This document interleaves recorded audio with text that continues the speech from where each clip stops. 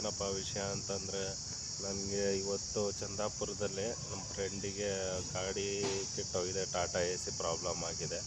ಅದಕ್ಕೆ ನಾನು ಇಗ್ನಳ್ಳಿಯಿಂದ ಸೀದಾ ಇಲ್ಲಿ ಚಂದಾಪುರ ಫ್ಲೈಓವರ್ ಹತ್ರ ಬಂದಿದ್ದೀವಿ. ಬಟ್ ಏನಂತಂದರೆ, ಇಲ್ಲಿಗೆ ನಮ್ಮ ಫ್ರೆಂಡ್ಗೆ ಅವ್ರ ಫ್ರೆಂಡು ಬರ್ತಾರೆ. ಇವಾಗ ನಾವು ಪಾರ್ಕಲ್ಲಿ ವೇಟಿಂಗ್ ಮಾಡ್ತಾಯಿದ್ದೀವಿ. ಸೊ ಇಲ್ಲಿ ನೋಡ್ತಾ ಇರ್ಬೋದು, ನಾನು ಮತ್ತು ನಮ್ಮ ಮಚ್ಚ ಇಲ್ಲಿ ಬಂದು ಕುತ್ಕೊಂಡಿದ್ದೀವಿ. ತುಂಬ ಟೆನ್ಷನಲ್ಲಿದ್ದಾನೆ. ನೋಡ್ತಾ ಇರ್ಬೋದು, ಅವರು ಇವ್ರಿಗೆಲ್ಲ ಮೆಸೇಜ್ ಮಾಡ್ತಿದ್ದಾನೆ. ನೋಡ್ತಾ ಇರ್ಬೋದು ನೀವು. ತುಂಬ ಟೆನ್ಷನ್ ಆಗಿದ್ದಾನೆ. ಟಾಟಾ ಎ ಸಿ ಪ್ರಾಬ್ಲಮ್ ಆಗಿರೋ ಕಾರಣದಿಂದ ಇವ್ರ ಫ್ರೆಂಡು ಬರ್ತಾ ಇದ್ದಾರೆ. ಇವಾಗ ಟಾಟಾ ಎ ಸಿ ಹಗ್ಗದಲ್ಲಿ ಕಟ್ಕೊಂಡು ಮತ್ತೆ ಹೋಗೋದು ಗೊತ್ತಲ್ಲ, ಅದು ಏನಂತಾರೆ ಅಂತ ನನಗೂ ಗೊತ್ತಿಲ್ಲ. ಸೊ ಏನು ಅನಿಸ್ತು ಇವನ್ನೇ ಕೇಳೋಣ. ಎಷ್ಟು ತುಂಬ ಬೇಜಾರಾಗಿದೆ. ಮಾತಾಡೋ ಮಾತಾಡೋ ಏನಾದರೂ. ಸದ್ಯಕ್ಕೆ ಮಾತಾಡೋ ಟೈಮಿಲ್ಲ. ನಾನೇನೋ ಅಮೌಂಟ್ ರೆಡಿ ಮಾಡ್ಬೇಕು ಗಾಡಿಗೆ. ಸ್ವಲ್ಪ ಕಾಸಿಲ್ಲ, ತುಂಬ ಕಷ್ಟ ಬಿದ್ದು ದುಡಿತಾನೆ. ಬಟ್ ಕಾಸೇ ಇಲ್ಲ.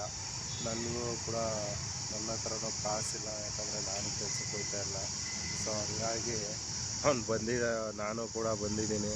ನೋಡ್ತಾ ಇರ್ಬೋದು ಪಾಪ. ಒಬ್ಬರು ಕಷ್ಟ ಅಂತ ಬಂದಾಗ ನಾವೇನೇ ಮಾಡಲಿಲ್ಲ ಅಂದರೂ ಕೂಡ ಒಂದು ಹೆಲ್ಪ್ ಮಾಡಬೇಕಲ್ಲ, ಜೊತೆಗಾಗಿ. ನಾವು ಕಾಸು ಕೊಡೋಕ್ಕಾಗಿಲ್ಲ ಅಂದರೂ ಪರವಾಗಿಲ್ಲ, ಆದರೂ ಕೂಡ ಜೊತೆಗಾದರೂ ಇರಬೇಕಲ್ವ ಕಷ್ಟ ಅಂತ ಬಂದಾಗ.